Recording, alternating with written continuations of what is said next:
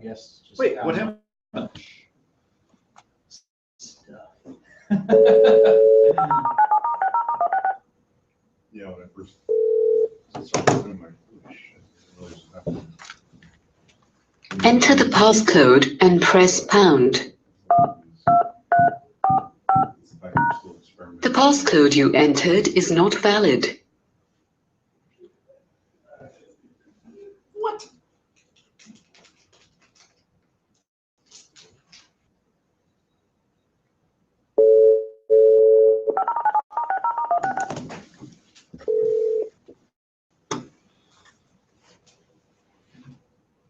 Enter the passcode and press pound.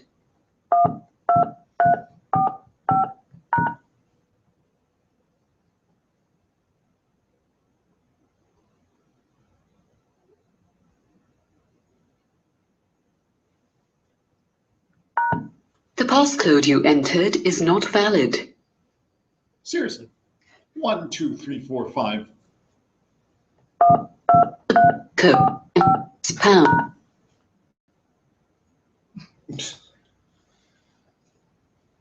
Joining the meeting. Lifetime. Sorry for the delay.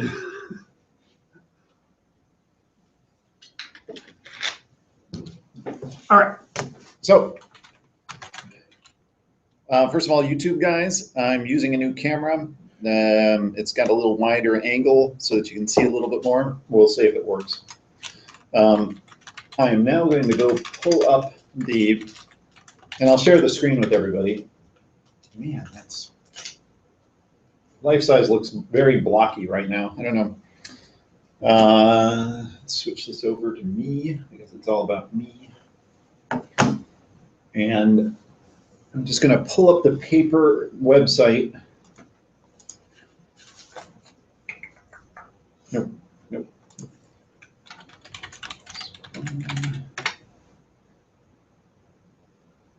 So we can look at the movie. I know there's some people who haven't seen this movie potentially. I know you guys have seen the movie. You haven't seen. Have you seen the movie? Did you see the movie? You should see the movie. Well, okay, we got at least a couple of people who haven't seen this movie. So I'm going to pull up the movie. Let's see. Yeah, Gmail is probably the easiest way. So everybody is on the same board place. So talk, doink, and click on there. Oh wait, no, hold on. You download the movie. You go over here. And you go to.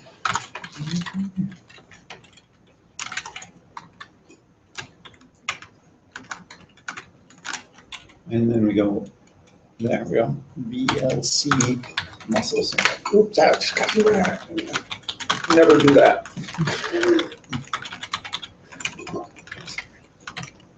So, move. All right, now let's switch over.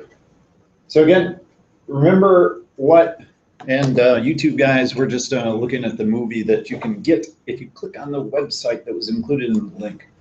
So I'm not even going to point at the camera here. So the whole idea with this, again, just to bring people on board, is that the goal of this paper was to say, hey, instead of putting 40 markers on a person to try to figure out where their bones are moving, what if we put 350 markers on a person? And notice they're being directly glued to the skin, which is exciting. And then if we do that, can we actually capture the subtle motions of the muscles and the way skin bulges and changes and stuff? And indeed, you can. The results are pretty darn amazing. I mean, it looks pretty cool. You can see that you know, with kind of just using the skeleton to move some stuff, you're going to get all sorts of weirdness. But as you add things into this, the details become more subtle and neater. So last time we talked about dealing with the data. One of the big things that they had was, we've got 350 points. That's pushing the limits of, this was back in 2005 as well. So that's pushing the limits of motion capture systems back then. And there's no way that motion capture systems, even now, could see all 250 points to accurately triangulate them. There are points underneath the armpits, in the armpit area, and there's all sorts of places where, you know, as the arms and legs move around, points will get occluded and then show up again. So they spent a lot of time trying to figure out how to clean up the data. They were using Vicon software, naturally would just track some points and then lose the points. It would produce a whole bunch of point tracks. Vicon is pretty darn good about predicting where one point is on frame 10 and then figuring out where that same point is in frame 11 and labeling it. But if you try to do that with 350 closely spaced points, naturally some points are going to switch. You're going to get things where it thinks that one point is actually 2 points. They spent a lot of time doing that. Now, the last thing that the paper talked about in terms of dealing with the data is hole filling. And last time we talked about it, and I got very hand-wavy about how they actually filled the holes. So this time, we're going to start with a potentially better explanation. You'll learn something. I learned something about this explanation. There are still some fuzzinesses about it in my mind. But the cool thing is it uses an interesting technique that has ramifications for other things. And maybe you can help me understand it all. And then finally, we're not going to spend too much time on that. We'll spend a little bit of time talking about hole filling. But then we want to figure out how they're moving the body. Because this is not an IceK skeleton. There are no blend shapes. There's no, well, there is one great big deformer on this thing. They are taking the neutral pose of the body that's been very cleaned up by artists, and then using the points that surround the body to deform it. And basically, they're changing the body so it fits the points. And that's the second half of the paper. And there's some really cool stuff in there. So we're going to get over to that. So this is what we're going to do. And I'm going to stop showing the video, or I'll just let that go. And I just pressed hang up. God darn it.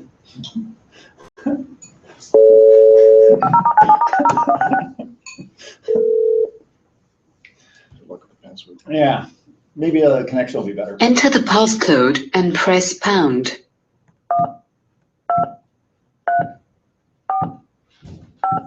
See how slow and careful I am. Oh, joining the meeting. Joining the meeting. Sorry about that, Vancouver. I pressed the wrong button. So now we get back over to here, and we'll get into this.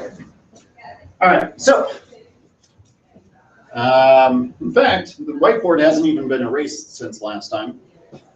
And we've gone through choose a reference pose, create a mesh. We talked about the mesh creation, create local spaces, merge trajectories from last time. That's all figuring out. And then hole filling. And even the word hole filling got sort of hard to understand there.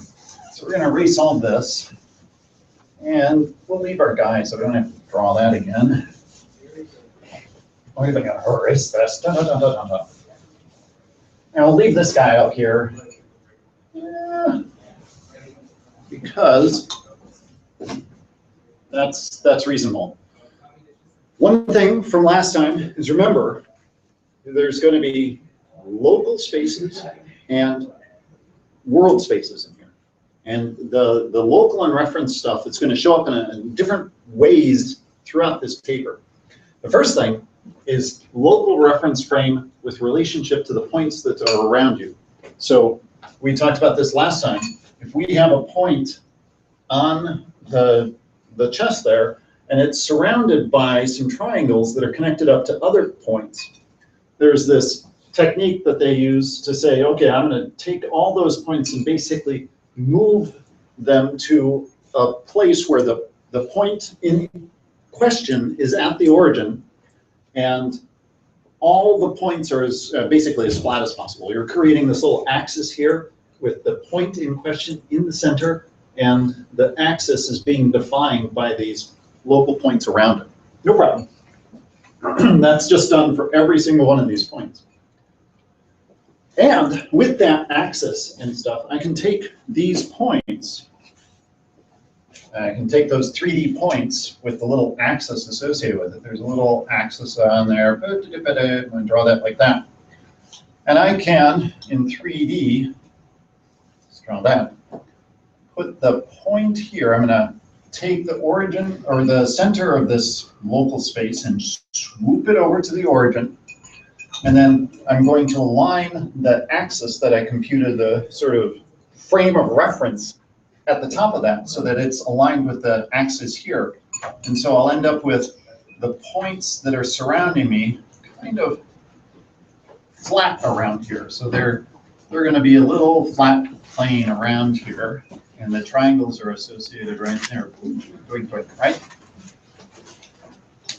Okay, so now the question is, great, we've got that. We can do this. We have 1,000 frames of motion capture. And on 17 of those frames, we can't see that point. We can't see the point at all. And let's pretend for now, and we'll talk about how to deal with this later, but let's pretend that we can see all the neighboring points for all the frames. So the idea here with hole filling is to say, there's a hole in my data. I have some locations of this point that I can't see. What I'd really like to do is be able to figure out where a good approximation of that point is for the times that I can't see it, on those 17 frames where it's disappeared on me. Now, in the paper, and I'm going to go back to this, this is the fuzzy part. They have the bottom of this, they say, okay, transform everything to local space and, blah, blah, blah, and get everything in nice local reference frame. And then, where did I say?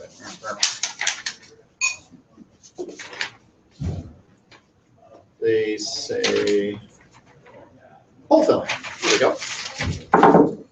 Now we build a PCA model for each marker using the frames in which the marker and all its neighbors are present. Now, they say that, and they don't really talk about much of the details. So I went poking around in the internet and started looking for PCA models and PCA things.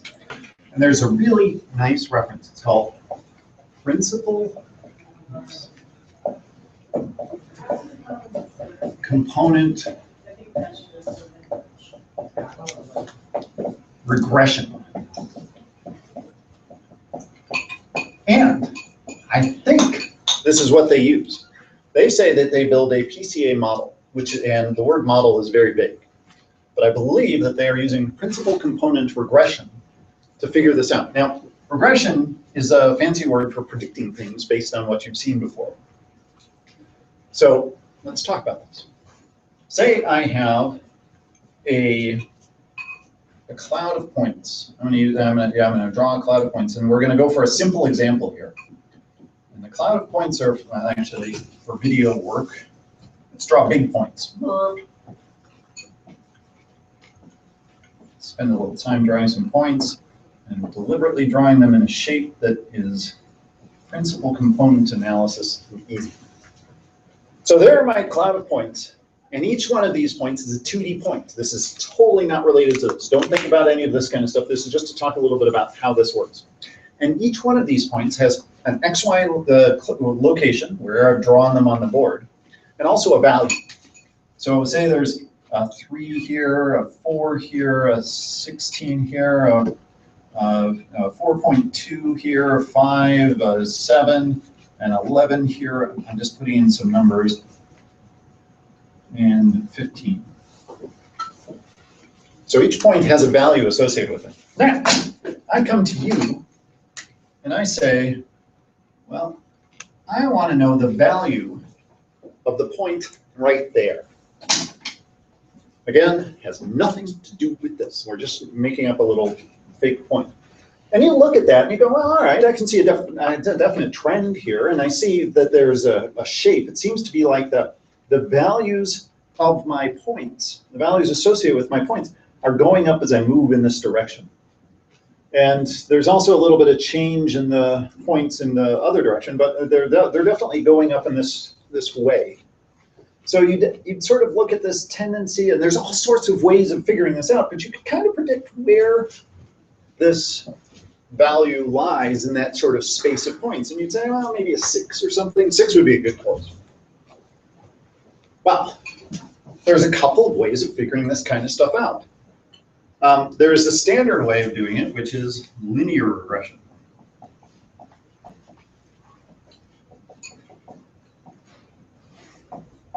And what this basically says is that values, these values that are popping out here, are somehow weighted based on the values that are the location in space that they are. So the value 3 here is actually based on a weighted combination of the x and y coordinate of this. So let's think about that. If I wanted to do that, I would say that that value 3 is equal to an alpha times the x location plus a beta, beta times the y location. And you can come up with an alpha and a beta there that would, given the x location and the y location, would actually spit out a 3, because this is, you could just do that. And if you start thinking about that, well, okay, I could do that for the next one too. I could have 4 equals, and this is x0 and y0, and that's alpha 0 and alpha beta 0. And you could do the same thing here, alpha 0 and x0, and or not x0, and not alpha 0, x1 plus beta 1, y1. All of a sudden, you're building up kind of a system of matrices, a system of equations. And we love taking systems of equations and turning them into matrices. So if we think about this, we have a list of weights. This is our alpha 0 and our beta 0 and our alpha 1 and our beta 1. And we have a list of coordinates that we want to produce values.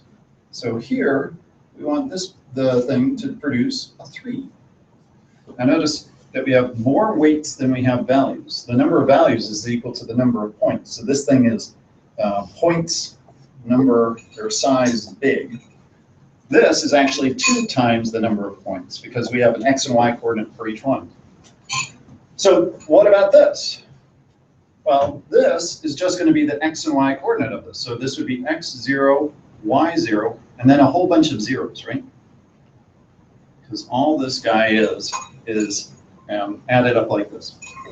So you can take this, and you have a whole list of things, and you multiply this column by that row, and you get alpha 0 plus beta 0, or alpha 0 times x0 plus beta 0 times y0 equals 3. And then you do the same thing for the next one, x1, y1, and so on, and x2, y2. And there's other ways of doing this, but this is basically the kind of thing. And now you have a matrix here and a B matrix here matrix, in this case it's a vector. And then this thing, we call this one an X, even though that's a little confusing because there's an X and Y coordinate, but we call this X matrix or vector. And we can actually solve this. If we invert this A matrix, we can multiply both sides by the inversion and figure out the weights that would make this work. And then, if I have these weights, I can stick in any X and Y coordinate into these weights, and it will spit out a probable value for this. Now, I've gone very vaguely over this linear regression because we don't care about that. What we care about is principal component analysis and using a similar kind of thing here. So now principal component analysis, PCA for short, is very cool. What you can do is take a sampling of data, and you can analyze it for basically its shape. What principal component analysis does, and it works for n-dimensional data too. This is neat. Because often here we have an X and a Y coordinate that represent the location of our point. But you could have a whole bunch of coordinates that represent the location of the point. You could have the population of you could have all sorts of pieces of information coming in that says, when I see this value and this value and this value and this value, I spit out a 3. when I see this value, this value, this value, this value, I spit out a 4. Well, now, in fact, we're almost taking this towards this. In this case, we have 3 values that we're looking for, x, y, and z. And we have a representation of the coordinate of that point at a particular frame. What's that coordinate of that point at a particular frame? It's the local coordinates of the points surrounding that point. So if this is 0, 1, 2, 3, and 4, then we have x0, y0, z0, and these guys all have little hats on them in the paper because they're local coordinates. Local coordinates guys have hats on them.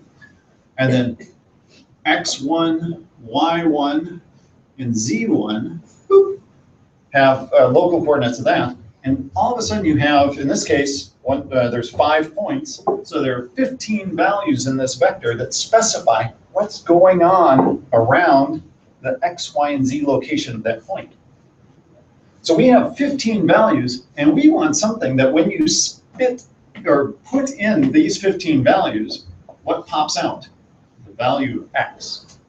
We'll also create another thing that spits out the value of y, given these 15 values. And we'll create another thing that spits out the value of z that give us when you put in these values. So now we're sort of taking this kind of concept and taking it into our area. Think of these points as 15-dimensional points. But I can't draw that on a board, so we're going to keep it on the 2D thing. So principal component analysis can work on this kind of stuff. And what it does is it takes these points and fits it with an n-dimensional ellipse. So what we do is we basically come around and figure out an ellipse that pretty much contains the points that we've sampled. Now that's easy to see. It's a 2-dimensional ellipse, but a 15-dimensional ellipse is really weird. It's hard to visualize, but you don't have to worry about that. You just think about an ellipse. And the way to describe an ellipse is with a center and some axes.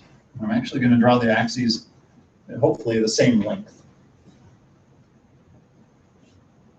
So what principal component analysis does is it spits out the major and minor axes, or all the axes of this n-dimensional ellipse that surrounds the data that you've sampled.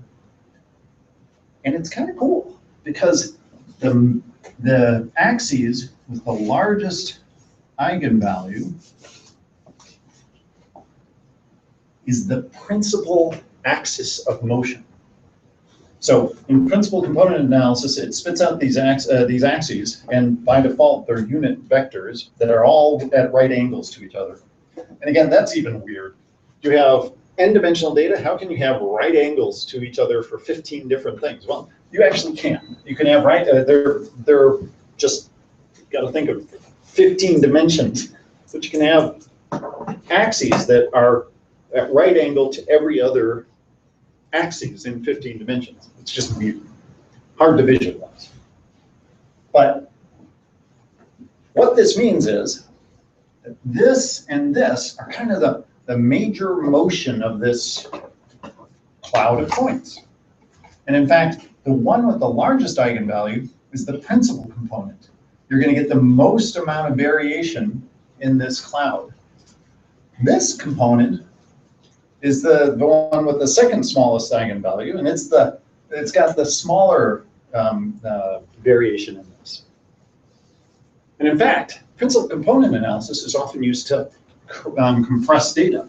Think about this. If I have points that look like this, I have a whole bunch of noise, and I spit an ellipse to this noise, I'm going to get one axis with a very large eigenvalue compared to this axis. The eigenvalue for this axis is actually going to be relatively small because not much is going on here.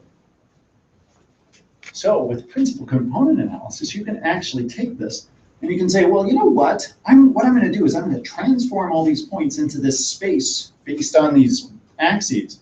And then I'm going to just zero out any value on this axis.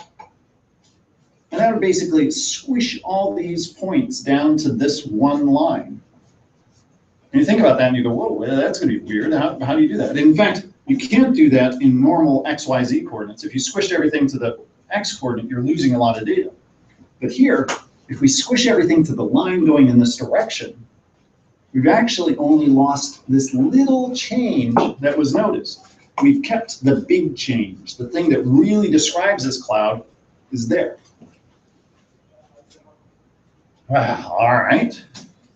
So the cool thing with principal component regression is that we can, if we have 15 different coordinates, some of the direction of motion is going to be very important to predicting the X and Y and Z location of the point we're trying to predict.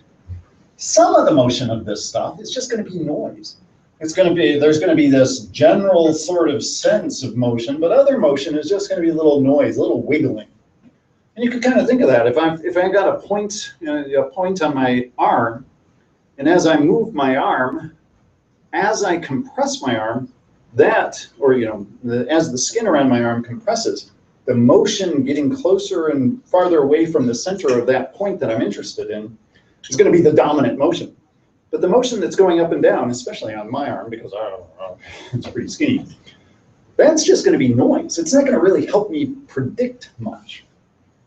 So why don't I build a predictor that's based on the stuff that really predicts stuff, rather than just the general X, Y, and Z location of stuff. The linear predictor is not very good unless you've got really linear data.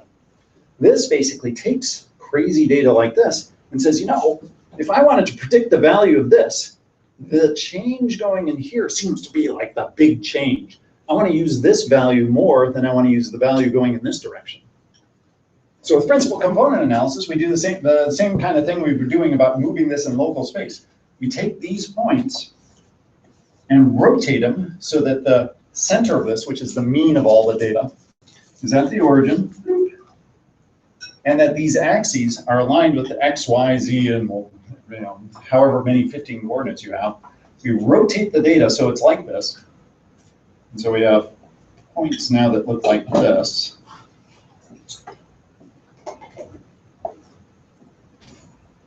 And all of a sudden, if I wanted to have a good value of predicting this, I don't even have to use this coordinate.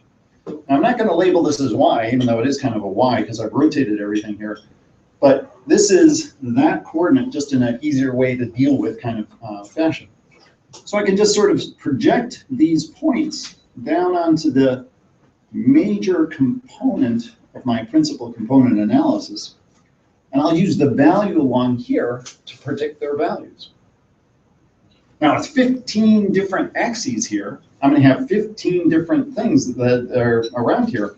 And one of the things with principal component regression is you look at these eigenvalues and you can only take the big ones.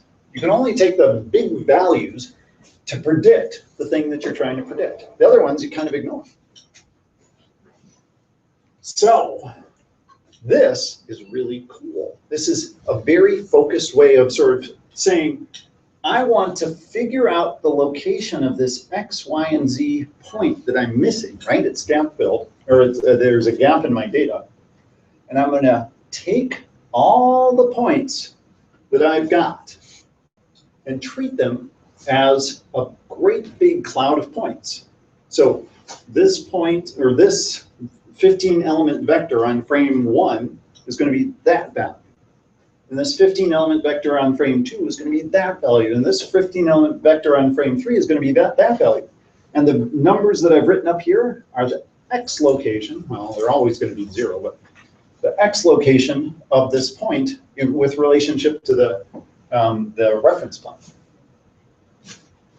So I'm going to build this great big cloud of points, fit it with an ellipse, translate that ellipse so that it's easily dealt with, and then throw away any of the axes. This is kind of weird. You're throwing away axes where the eigenvalues are very small because the motion in that direction doesn't seem to be a good indicator of a predictor, which really focuses your data on just what predicts the location of the X, Y, and Z or point in the middle there. So this is kind of cool. Now, the one thing that I'm not quite sure on, and I think I have an idea, is what if this point is missing 2? So you only build up these 15 element vectors on frames where you can see everything, where you know the X, Y, and Z location of the point that you're interested in, and you can see all the values around there. But there are going to be frames where you can't see one of the neighboring points. Now, what you could do is you could say, okay, I can't see that point at this location, or at this frame.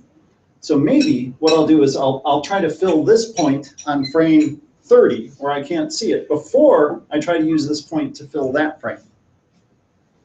I think you can also use PCA to sort of intuit the missing data. So if I have a point in my cloud of points where some of the, there's a X, Y, and a Z location that is missing, so like these 3 values in my vector are missing, I could still say, all right, let's assume those guys don't exist. I'll put them in this space where I have certain dimensions that don't have values. They're not zeros. I don't want to put them at 0 because that means something. They just don't have values. And I can still project them onto these axes. So I can figure out, even though I don't know a certain number of the dimensions, I can still project this onto this axis. This is where I get a little fuzzy. I'm not exactly sure how that works. But the sort of greedy way of doing it is saying, hey, I can't see this guy on frame 30. I can see this guy on frame 30. So I'll try to predict him before I try to predict her. One way or the other, that works. This is cool. This is a neat way of doing it, because sometimes the other neat thing about this is it makes the problem more tractable, right? Sometimes these matrices can get really large and hard to sort of solve. Now, with principal component analysis, you've sort of taken the data and extracted out the good stuff. And the nice thing about the good stuff is that it makes the matrix that you have to deal with easier to invert, makes it easier to deal with at the end. Yeah. How do you do the interpolation then of the function values once you project it? Once you've gotten here, once you actually take this value, then you can project it back. Wait, no, you don't even have to, because you're bringing along the values towards this thing. Right. But then you're looking at some point that is not one of those points on that line. So each of those points projected onto the line have got some, the 3, the 4, the 4.2. Right. No, we're still doing that. We're still doing the AX equals B kind of thing here. So we still solve this whole equation, but now this A, instead of being 15, might be much smaller because we've thrown away some of the data that doesn't matter. And now we throw in we compute the weights, and now we can just throw this in and say, hey, I'm going to take my unknown point P, multiply it by X, and we'll get a single value out, the X value that I'm curious about. That's not good. The coordinate that I'm curious about. And that will do this. So now we're still doing the linear regression. I skipped right over that. We're still doing that linear regression technique, but now in PCA space. And so now when we get the value out, boom, we're cool. All right. So still a little bit of waviness, especially when one of the data points around this guy is missing. But other than this, this actually works well. And by the way, I've just squeezed some machine learning in on you, because this is a very common way of doing machine learning. Yes. I have a question. So maybe you said it, but how many frames would I analyze? Would I just analyze like a frame before where all the points are? Or would I multiple frames? You analyze as many frames as you can where you've seen all the points that you need to see. So if I have 1,000 frame animation and I can't see the center point on 20 of those frames, then I'm going to build up this cloud of points with the 980 frames where I can see everything. I use that cloud of points to basically describe what's going on around this thing. So what you're doing is basically hoping that as you move the arm and you're doing all this animation, as you're doing this, you're building up this sort of knowledge of how the skin moves around the point that you're interested in. From that, you build this cloud of points that say, hey, when the local space over here is like this, my x coordinate for the point that I'm interested in happens to be 3. And when it's over here, it happens to be 11. And so now I go to frame 17, I can't see my center point. I take my description of what is around the center point, run it through this rotation, throw it at this solve, and it spits out the value that I should. Well, I run it through the rotation, throw away the data that I don't want, and then run it through this, and it spits out the value that I want. Okay. Whew. Now, with this, we have, at the end of all this, we have a whole bunch of points, 350 points on the actor. The points are all connected, and any holes are gap filled. They're all filled in with plausible values based on the local motion of this. How do we move the skin? This is cool. We're totally switching here. Oh, they also smooth the data a little bit just to get rid of any kind of noise, because the Vicon system has some built-in noise. First of all, step one, and I'm going to totally skip over this because there are lots of ways of doing it. They segment the body.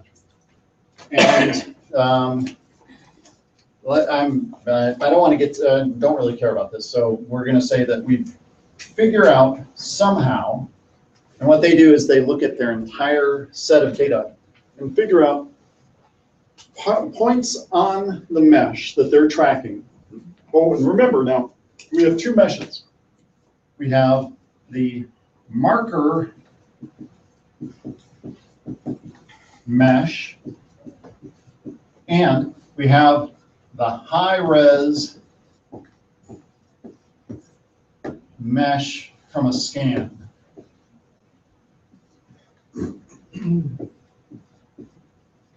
And actually, in this paper, maybe they didn't have access to a body scanner or something. But what they did is they took photographs, sent it through a 3-dimensional reconstruction software of their actors sort of standing in thing, and then they had an artist in Maya clean the living hell out of the high-res scan. So the artist created the high-res scan in a neutral pose, and that's not a mosh, a mesh. Let's go. And then the markers are the lower res, but still relatively high res. They've got 350 points. So the first thing is to figure out a segmentation of the body. What we're looking for are things that are moving basically rigidly to one another. And barring that, we want things that are basically moving around the same. So they go through and do some analysis on the marker mesh to look at clusters of points that are moving in general in a rigid fashion.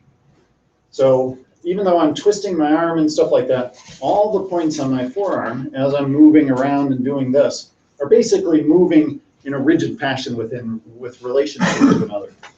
The points on my upper arm compared to my forearm are not moving in a rigid fashion. There's all sorts of rotation, there's all sorts of stuff. So they use that to basically cluster points into groups. And they end up with a segmentation where they have shoulders, the head of course gets segmented, the neck gets segmented, there's another segment there, there's an arm segment, and so on. And each one of these segments is labeled, and they call these guys parts. So they end up with P parts. Super. And the parts get assigned to, there are 2 different groups of parts. There are parts that contain marker meshes, and there are parts that contain the high-res mesh. So the way they figure out what part a high-res mesh belongs to is they just take the high-res stuff and project it to the closest triangles in the marker mesh. So the still P number of parts no matter what, but there are 2 different, this part actually contains the the points of the marker mesh that are part of the part and the points of the high-res mesh that are part of the part. That makes more sense. Now, as you know, if you do any other segmentation, there are two sets of weights that we want to care about. There are weights. We assign a set of weight values. Alpha, I, comma, P, are marker weights. This is kind of standard stuff, right? We're just trying to figure out how much if I've got a marker well inside one of these rigid things, then its weight is going to be 1.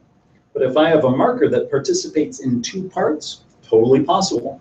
We'll find out that, hey, that this marker here seems to be part of this part and that part. We could actually have a weight that is 0.5 for this part and 0.5 for that part. So this has the marker ID, which is the I, and the part number. And the main thing is that the weights associated with any marker always add up to 1. Also, there's a beta, and they go beta J, comma P, which is high-res mesh.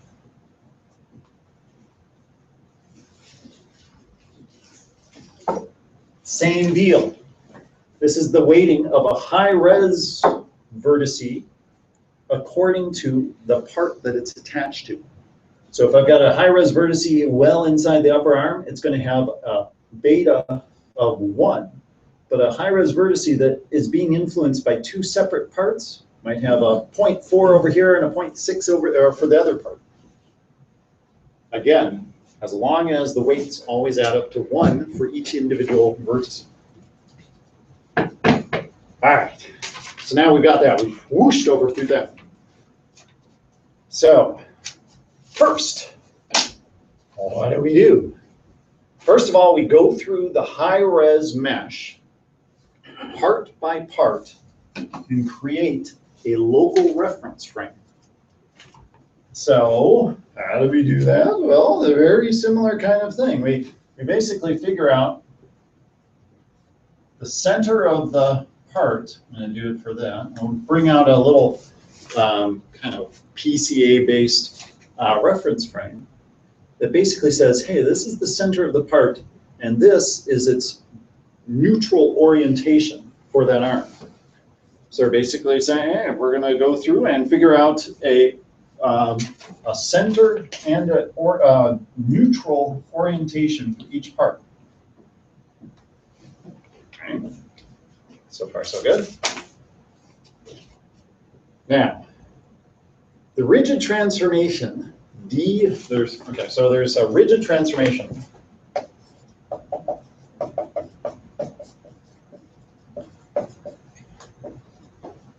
D hat P T comma R hat T P.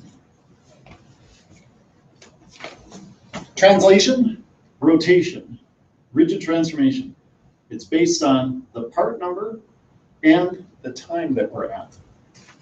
The rigid transformation for a given part at frame T is computed so that it brings the position of all member markers as close as possible to their local part reference positions using absolute orientation of form. Wait, what? Well, think about this. We have a pose. Let's draw this in blue. So he is on frame 30, raised his arm, and maybe has a, oh, there's the, put a hand on him, just so you know there's a little hand here. Okay, he's moved his arm up, and he's got it over there. Well, we happen to know that all the markers in here are the same part. So what we can do is do that exact same thing. We can figure out, I'll draw it in red. Let's erase this because you don't see that anymore. There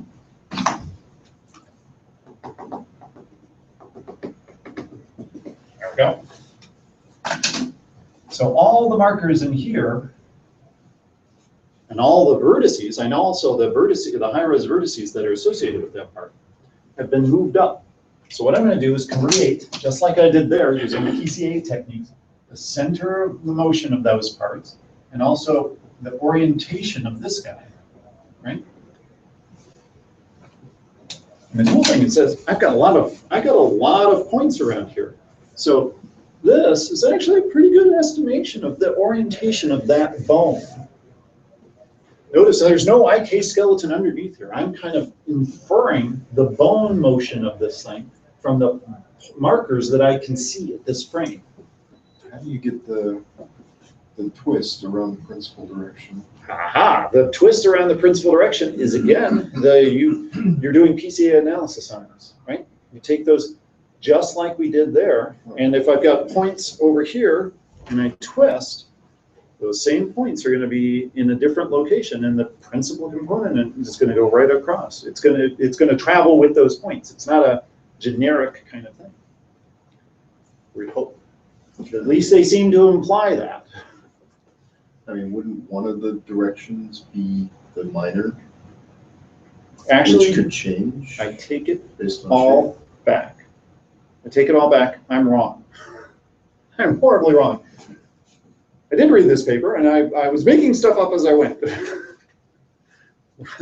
Your question is perfect. How do you figure out the twist? So first of all, this I was right at. This is computed using PCA, just a sort of analysis of like where the center of this thing is in the major and minor axes. And we create it only for the neutral pose. Now, you ask a great question. How do I figure out the orientation of this, given that PCA? Well, we have another technique. We happen to know that point 15 here corresponds with point 15 here, and point 12 here corresponds with point 12 here. Well, actually, all we know, every single one of these points, where they should be on the neutral pose, right? Now you know what I'm going to do. I have this thing called solving for absolute orientation by Horn in 1995, I think. And last time I promised we'd use this about 6 times in this paper, and this is like the 4th time we've used it. We take these points and we figure out the best transform that aligns them with this, and that gives us the transform. So this can be solved using the Horn technique of taking these points and zoop, figuring out how to move them and rotate them so that the points in their current location are least squares, the best least squares solution as possible to the points in the neutral pose. Zoop. Now, of course, because the skin bulges and all sorts of stuff, we're only going to get close to the right answer. Things have happened, twisting, I've got bulging, I've got, my whole skin slides as I move my arm back and forth.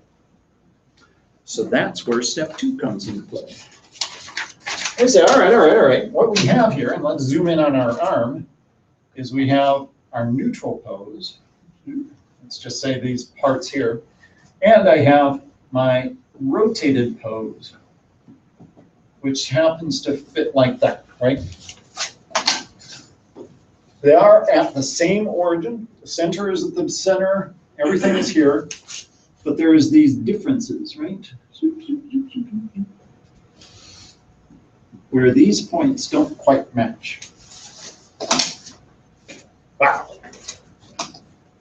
There is a paper by Matthias Muller in 2004 called, what's it called? It's dynamics using shape matching, I think. Here's my, here it is. Just want to get the right thing because I'm going to wave my hand over this because we're running out of time.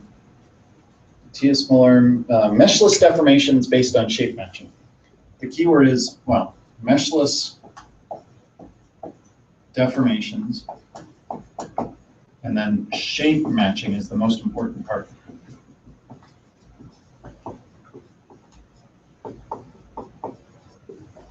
And what Matthias Muller said was, or had built a system for dealing with dynamic things in real time. He wanted to be able to throw blocks around and deform them and have them change shape and do all sorts of cool stuff. And what he basically said is, let's have a rest pose of an object and a deformed pose of an object, but we happen to know that this object is the same shape, so we know the correspondence between the points on each one of these objects. We're basically going to match their shapes. And so if I've got a deformed object, it wants to go back to its rest pose. It wants to move into its rest pose. And he has a very simple way of moving that object back into its rest pose, which unfortunately I don't have a lot of time to do. But I will talk about it really quickly.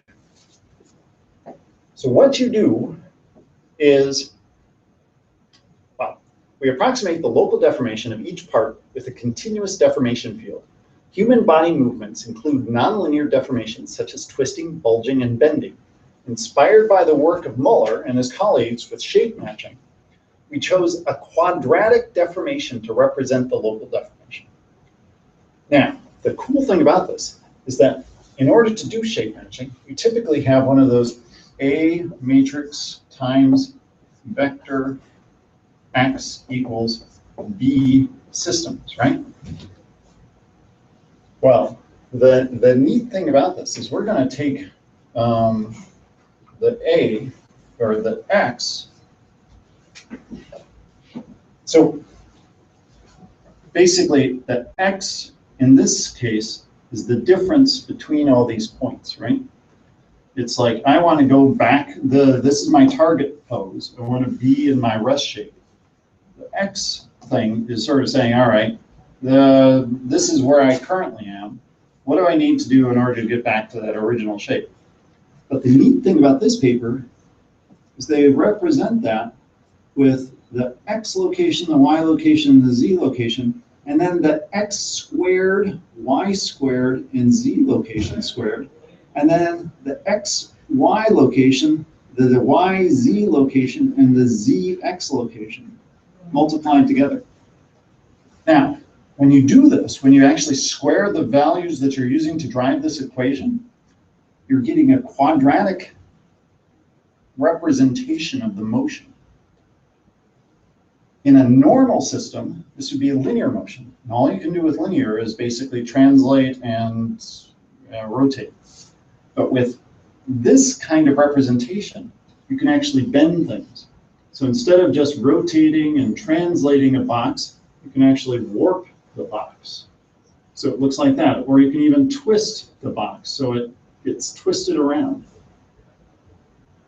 So, super vague because we only have 2 minutes left.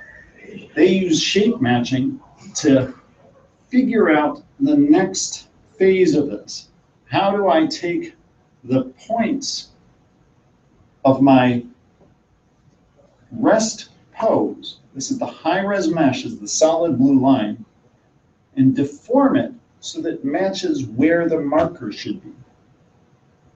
Well, what I do is I take the rest pose of the markers, compute this equation based on these quadratic values, and then for each high-res point, I take their X, Y, Z location and square it and multiply it by their other X, I create an XY and a YZ and a ZX.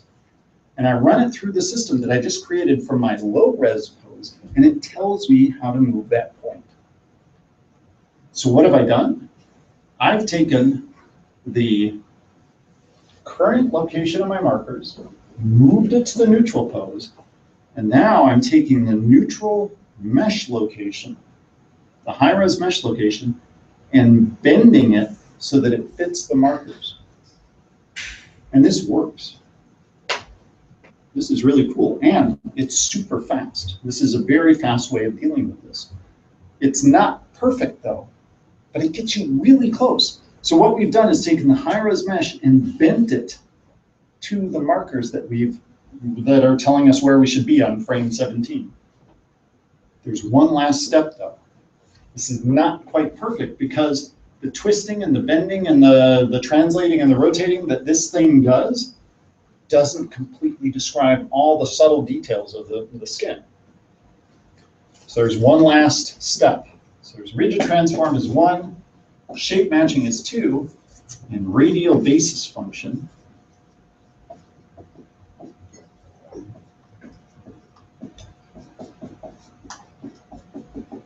is last. So finally, given the transform points, we use a radial basis function interpolation to resolve the remaining residual.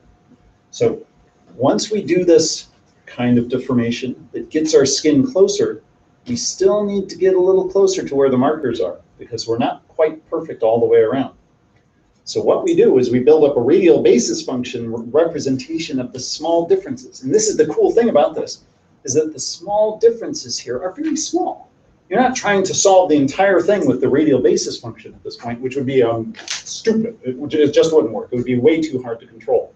But at this point, having the radial basis function do the little interpolation to make the final adjustment of this actually works. And I would talk about the details of this, but I won't because we've run out of time. But the key thing is, think about one last backup step. 350 points on our marker. We have a whole set of ways of making sure that those points are clean and really neat. Then, once we have where these points are, we can take the high-res mesh based on the markers that we've tracked and deform the high-res mesh so that they fit the points.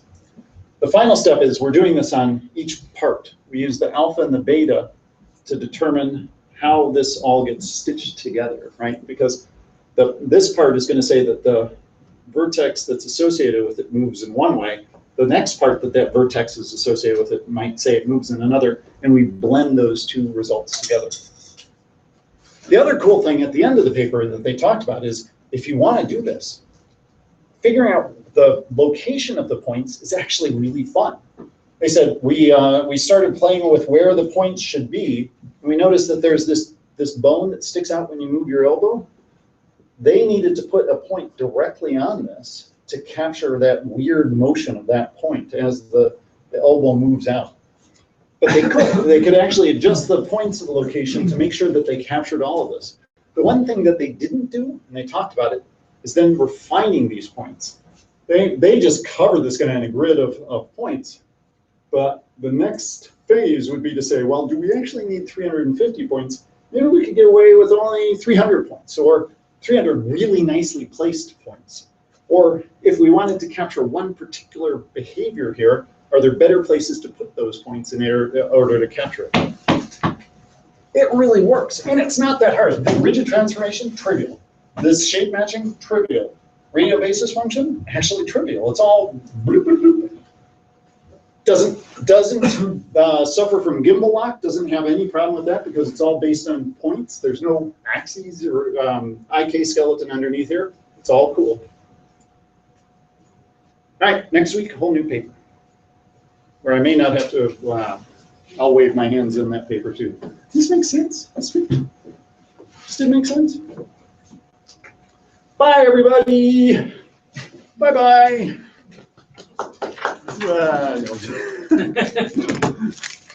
How good is that in relation to everything else we do? It's actually, How first of all, much the better whole results? filling is what I'm implementing now to do this. Oh, you are? Oh, great. I'm totally, but this is exactly what we were talking about with Lucio, right?